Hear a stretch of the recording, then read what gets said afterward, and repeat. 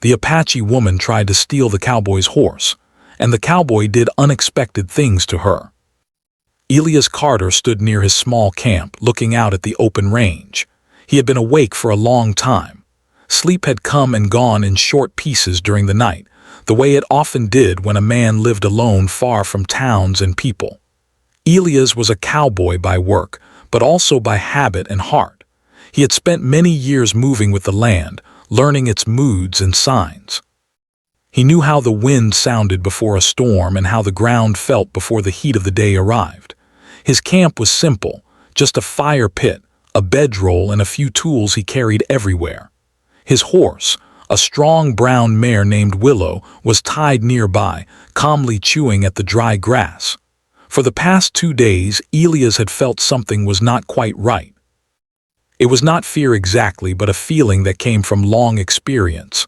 Small signs told him he was not alone, footprints that did not belong to him, a moved stone, a sound in the night that did not match the wind or animals. He did not panic, but he stayed alert. In these lands, many people traveled for many reasons. Some were friendly, some were not. Most were simply trying to survive. That morning, as Elias bent to pour water from his canteen, he heard a soft sound behind him. It was quick and light, like careful footsteps. His hand froze. Slowly, he turned his head, keeping his movements calm.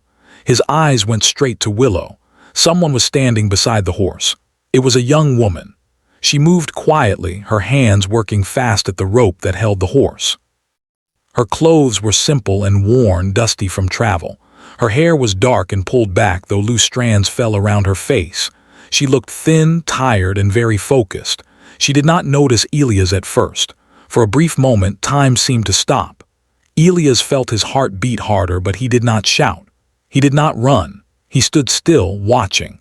His first thought was surprise. His second was confusion. People did not often come this far alone, especially not women, and they did not usually try to take a horse without making noise. The woman finally sensed something and turned her head. Their eyes met. She froze. Her hands stopped moving. The rope hung loose between her fingers. Her eyes widened, not with anger but with fear. She did not run. She did not speak. She stood there, waiting for whatever would happen next. Elias raised his hand slowly, showing he held nothing. He spoke in a calm voice, careful to keep it steady. "Easy," he said. "I'm not here to harm you." Long travel without enough food or water leaves its mark, and he could see it clearly. He took one slow step back, giving her space. Willow shifted slightly but stayed calm. The horse trusted Elias, and that trust showed in her stillness. "I won't stop you," Elias said gently. "Just tell me why." "Maybe both." She looked down at the rope again, then back at Elias as if deciding something important. Elias remembered stories he had heard since childhood, stories full of fear, blame, and anger, stories that made it easy to see others as enemies instead of people. But standing there in the quiet morning, those stories felt far away. What he saw in front of him was not a threat. It was a human being who looked like she had reached the edge of her strength. The woman slowly stepped back from the horse. She placed the rope on the ground, showing she was not trying to fight or escape just yet. Her shoulders were tense, and her breathing was shallow. She looked ready for rejection, for harsh words, or worse. Elias felt something shift inside him. He thought about how many times he had been hungry on the trail, how close he had come to losing everything during hard seasons. He knew what desperation looked like. He also knew that fear often pushed people to make choices they would not otherwise make. He pointed gently toward the fire pit. "Sit," he said, using a simple motion with his hand. The woman hesitated. Her eyes searched his face, trying to read his intent. Slowly, she lowered herself onto a rock near the fire pit, keeping a careful distance. She did not relax, but she sat. Elias moved slowly toward his supplies. He took out a small piece of bread and a dried fruit, placing them on the ground between them. Then he stepped back again. "For you," he said. The woman stared at the food. Her hands trembled slightly. Hunger is a powerful thing, and it does not hide well. After a moment, she reached forward and took the food. She ate carefully, not fast, but with clear relief. Elias turned slightly away, giving her privacy and respect. As she ate, Elias studied her quietly. He guessed she was Apache by her clothing style and features, though he did not assume anything beyond that. He knew the land had changed for many communities, and not in kind ways. People were pushed, moved, and broken apart. He had seen families traveling with nothing but hope and pain. When she finished eating, the woman looked at Elias again. This time her fear had softened just a little. She spoke a few words in a language he did not know. Her voice was low but steady. "I don't understand," Elias said softly, shaking his head. She pointed east, then west, making a wide motion with her hand. She pointed to herself, then to the ground, then made a gesture that suggested distance and travel. Elias listened carefully, trying to piece together meaning from movement and tone. "You're trying to go somewhere," he said slowly. She nodded. "And you need the horse." She watched him closely, waiting. The morning sun climbed higher, warming the ground. Birds called in the distance. Life continued around them, quiet and steady. Elias took a deep breath. Whatever he decided next would matter, not just for him, but for her too. He felt the weight of that choice settle in his chest. And in that moment, standing between fear and understanding, Elias Carter did something he had never done before. He chose to listen first, instead of judging. The quiet after that moment felt heavy but calm. Elias stayed where he was, giving the woman time to breathe and feel safe. He did not rush her with questions. He had learned long ago that silence could speak better than words, especially between strangers who did not share the same language. The woman wiped her hands on her clothing and looked around the camp. Her eyes moved slowly, taking in the simple tools, the fire pit, the bedroll, and the wide land beyond. Everything about her showed caution. She was not relaxed, but she was no longer frozen by fear. Elias sat down on the ground, keeping a respectful distance. He wanted her to understand that he did not see her as an enemy. He picked up a small stick and drew lines in the dirt, not for any reason, just to show he was calm. Every few moments, he glanced up to make sure she was still comfortable. After a while, the woman spoke again, this time more softly. The words were still unfamiliar, but her tone carried emotion. Elias listened closely. He did not interrupt. He nodded now and then, even though he did not understand every sound. Sometimes being heard mattered more than being understood. She pointed to her chest and said her name slowly. "Nailin." "Elias." Elias reached into his bag again and pulled out his canteen. He unscrewed the top, took a small sip to show it was safe, and then placed it on the ground between them. Nailin hesitated, then picked it up and drank slowly. Her shoulders lowered as the water eased her thirst. As the sun climbed higher, the heat began to rise from the ground. Elias knew the land well. Traveling without a horse in this heat could be dangerous, especially for someone already weak. He could see that Nailin was strong in spirit, but her body needed rest. He pointed toward a small patch of shade near a rock formation. "Rest," he said, gesturing gently. Nailin looked at the shade, then back at him. After a moment, she stood and walked toward it. Elias stayed where he was, showing he would not follow too closely. She sat down and leaned against the rock, closing her eyes for a brief moment. It was clear she had not rested properly in days. While she rested, Elias thought deeply. He knew that helping her could bring trouble. Many people in nearby towns would not understand his choice. They lived by fear and old anger. But Elias also knew that leaving her without help would stay with him forever. Some choices shape a man's life quietly, without witnesses. After some time, Nailin opened her eyes and watched Elias again. She seemed calmer now, though still careful. She pointed to the horse, then to Elias, then to herself. Her meaning was clear. The horse was still the center of this moment. Elias stood up slowly and walked toward Willow. He stroked the horse's neck, feeling the familiar warmth and strength. He spoke to the horse softly, more out of habit than need. Then he looked back at Nailin. He pointed to Willow, then to the distance, then made a motion of riding. After that, he pointed to Nailin. She watched closely, her face unreadable. He then pointed to himself and made a motion of walking. Nailin's eyes widened slightly. She understood what he was suggesting, even if she did not believe it yet. She stood up quickly, shaking her head as if to say no. She spoke fast, her hands moving with urgency. She pointed to Elias, then made a motion that suggested danger or trouble. Elias smiled faintly, not amused but calm. He shook his head gently. "It's all right," he said. "I can walk." Then he set the knife down and stepped back. He tied the cloth loosely around Willow's saddle, showing that he was preparing the horse, not hiding anything. Nayland watched every move. When Elias finished, he stepped away completely, leaving Willow standing free and ready. For a long moment, neither of them moved. The wind passed between them, carrying dust and the quiet sounds of the land. Elias felt the weight of the choice he was offering.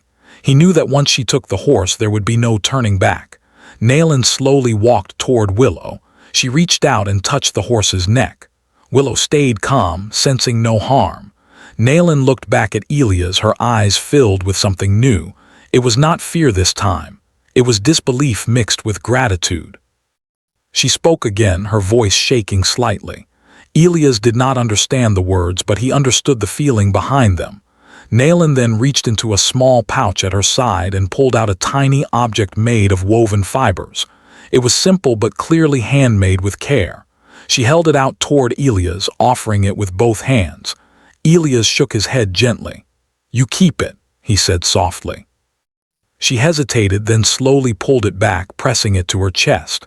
Before mounting the horse, Nayland paused. She looked at Elias one last time and placed her hand over her heart, then extended it toward him. Elias returned the gesture. As she climbed onto Willow, Elias felt a mix of loss and peace. He knew the days ahead would be harder without his horse, but he also knew he had done what felt right. Nayland turned the horse carefully and began moving toward the open land. After a few steps, she stopped and looked back again. Elias raised his hand in a quiet farewell. She nodded once, then continued on, her figure slowly growing smaller against the wide desert. Elias stood there long after she disappeared from view. The camp felt different now, quieter, lighter in some way. He packed his things slowly, preparing to walk the long road ahead. With each step he took, he felt tired but steady. The land stretched before him, endless and unforgiving, yet full of small moments that reminded him why he chose this life. As the sun moved across the sky, Elias walked on, knowing that this meeting, brief and silent, had changed something inside him forever. The road felt longer without Willow. Every step Elias took pressed deeper into the dust, and the sun felt stronger as the day moved forward. His legs ached, and his shoulders carried the quiet weight of his supplies. Still, his mind was more active than his body. His thoughts kept returning to the morning, to the look on Nayland's face, and to the moment he had chosen to let her go with the horse. As Elias walked, he listened carefully to the land. He had learned to do that over the years. The land always spoke, though not in words. It spoke through the sound of wind, the movement of birds, and the feeling beneath a man's boots. Today the land felt steady, as if it accepted what had happened. The path he followed was not a marked road, but a trail known only to those who traveled often. It curved gently through low hills and dry plains. Every now and then, Elias stopped to drink a small amount of water and rest his legs. He was careful not to use too much. Walking without a horse meant planning every step. As the hours passed, Elias noticed something else. His fear was gone, not just the fear of danger, but the fear of regret. He felt tired, yes, but inside he felt clear. He knew he had made the right choice, even if it brought difficulty. Some choices, he believed, were meant to be heavy because they carried meaning. Later that afternoon, Elias spotted a group of riders in the distance. His body tensed at once. He stepped off the open path and stood near a rocky area, watching carefully. As the riders came closer, he recognized them as local traders he had met before. They were not strangers, but they were not close friends either. When they reached him, one of them frowned. "Where's your horse?" the man asked. Elias answered calmly, "I let her go." One of them laughed lightly, thinking it was a joke. "You don't just let a horse go," another said. Elias did not explain everything. He simply said, "She was needed more than I was." After they rode on, Elias continued walking. The brief meeting reminded him how different his choice was from what others expected, but instead of doubt, it gave him a strange strength. He had stepped outside the rules he had grown up with, and he felt more like himself because of it. As evening approached, the sky changed colors. The heat softened, and the land glowed in warm shades of gold and red. Elias found a place to rest near a cluster of rocks. He built a small fire and prepared a simple meal. As he ate, his thoughts returned to Naylin. He wondered how far she had gone by now. He imagined her riding carefully, guiding Willow across the land with respect. He hoped she would find what she was searching for: family, safety, or at least a place to breathe without fear. Elias took out a small notebook he carried with him. He did not write often, but sometimes he felt the need to put his thoughts into words. That night, he wrote about the morning, about trust, and about how one moment could change the path of two lives. He closed the notebook and stared into the fire until sleep came. The next few days were hard. Walking long distances tested Elias' strength. His feet blistered and his muscles burned. Yet every morning he stood up and moved forward. He adjusted his pace, rested when needed, and paid close attention to the signs of the land. On the third day, Elias reached a small settlement near a trading post. People there noticed his tired walk and empty reins. Questions followed just as he expected. Some people shook their heads when they heard his story. Others stayed silent, unsure what to think. One older man who had lived many years and seen much loss nodded slowly. "Not every right thing looks smart at first," he said. That single sentence stayed with Elias long after he left the settlement. That same evening, far from Elias, Naylin continued her journey. Riding Willow gave her speed and safety she had not felt in a long time. Each mile carried her farther from danger and closer to hope. She treated the horse with care, stopping often to rest and give water when she could. She spoke softly to Willow, even though the horse could not understand her words. As Naylin rode, she thought about Elias. She had expected anger, maybe harm, or at best rejection. She had been prepared to run or hide. Instead, she had been met with patience and respect. That kindness stayed with her like a steady light in her chest. At night, she camped carefully, keeping fires small and quiet. She followed paths she remembered from stories told by elders. Though the land had changed, some things remained familiar: the stars, the wind, and the silence that carried memory. Days later, Naylin reached an area where she found signs of people she recognized. Footprints, fire remains, and familiar marks told her she was close. When she finally saw her relatives, the moment felt unreal. Tears came without warning. She told them about the cowboy, about the horse, and about the choice that had saved her strength. The family listened in silence. They did not speak of him as an outsider or enemy. They spoke of him as a man who had chosen kindness when it was not easy. Back on the trail, Elias continued his work. He found small jobs, helped with repairs, and earned food and shelter where he could. Life slowly returned to its rhythm, but something inside him had shifted. He noticed it in the way he looked at people, in how he listened more and judged less. One evening, months later, Elias was walking near a familiar stretch of land when he found something on the ground near an old trail marker. It was small and woven, resting carefully on a stone. He recognized it at once: the handcrafted token. Elias picked it up gently. He smiled, not loudly but with quiet understanding. It was not payment or reward. It was a message, a reminder that what he had done mattered. As the sun set behind the hills, Elias held the token and felt a deep sense of peace.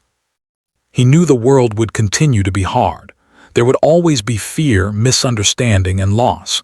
But there would also be moments, small and powerful, where one person chose to see another as human. And sometimes that was enough to change everything. Time moved forward, slow and steady, just like the land Elias walked every day. Seasons changed quietly. The sharp heat softened, the nights grew cooler, and the sky seemed wider than before. Life did not suddenly become easy for Elias, but it became clearer. He no longer felt rushed by the world. Each step, each choice felt more intentional. After finding the small woven token, Elias kept it carefully in his pocket. He did not show it to anyone. It was not meant to be explained. It was a reminder of a moment when he had listened to his heart instead of fear. On difficult days, when his body felt tired and his path uncertain, he touched the token and felt steady again. Elias continued working across different lands. Sometimes he helped farmers fix fences. Other times he guided travelers who were unfamiliar with the trails. He earned enough to survive, nothing more, nothing less. People noticed something different about him. He spoke less but listened more. He judged less quickly. When asked why he lived the way he did, he only smiled and said, "This land teaches you if you let it." Two men were talking about an Apache family that had safely reached relatives far away. They spoke with surprise, saying it was rare and unexpected. One man mentioned a horse that had helped make the journey possible. Elias did not join the conversation. He did not need to. He walked away quietly, his heart full. He now knew what had happened. The story had traveled without his name, just as it should. Some acts were not meant to be claimed. Far away, Naelin's life slowly began to settle. Being reunited with her family did not erase the past, but it gave her a place to stand again. She helped gather food, cared for children, and listened to the elders' stories. At night, she sometimes looked at the stars and thought of the cowboy who had trusted her when he did not have to. She never forgot that moment. It shaped how she saw others. When fear rose, she remembered kindness. When anger threatened to grow, she remembered patience. She told the story to younger ones, not as a tale of loss, but as a lesson of humanity. She spoke of how a single choice could cross boundaries stronger than fear. Back in his travels, Elias faced moments that tested him. There were times when people argued, times when old anger surfaced, and moments when the world felt divided again. But Elias carried himself differently now. He spoke calmly. He chose words carefully. Sometimes his quiet way of being softened others, even if only a little. One afternoon, Elias helped a young traveler who had lost his way. The man was frightened and tired, unsure of whom to trust. Elias offered water, direction, and company for part of the road. When they parted, the young man thanked him deeply. As Elias walked on, he realized something important. Kindness did not end when one story ended. It moved forward quietly from one moment to another. It did not need to be large to matter. Years passed. Elias' hair showed signs of age and his steps grew slower, but his spirit stayed strong. He never found another horse like Willow, and he never tried to replace her. Some things were not meant to be replaced. They were meant to be remembered. One quiet morning, Elias returned to the place where it had all begun. The land looked much the same. The rocks, the open sky, the wind, it all felt familiar. He sat down near the old fire pit area, now only a faint mark in the ground. He watched the horizon as the sun rose. He thought about the man he had been before that morning. Careful, guarded, carrying old fears he had never questioned. He smiled softly, realizing how much he had changed without even noticing. Elias took the woven token from his pocket and placed it gently on the ground. He did not leave it behind. He simply held it there for a moment, then put it back. Some things stayed with you until the end.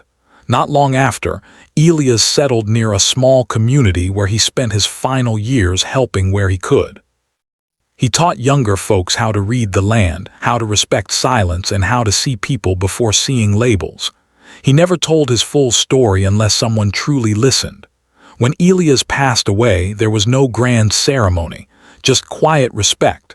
People spoke of him as a good man, a fair man, someone who walked gently through the world.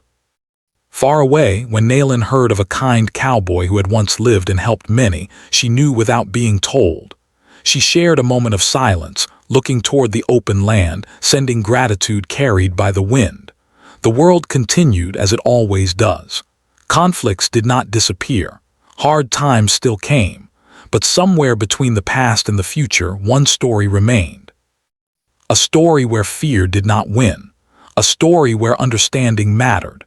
A story where a single choice made in quiet changed more than one life. And though history never wrote their names together, the land remembered.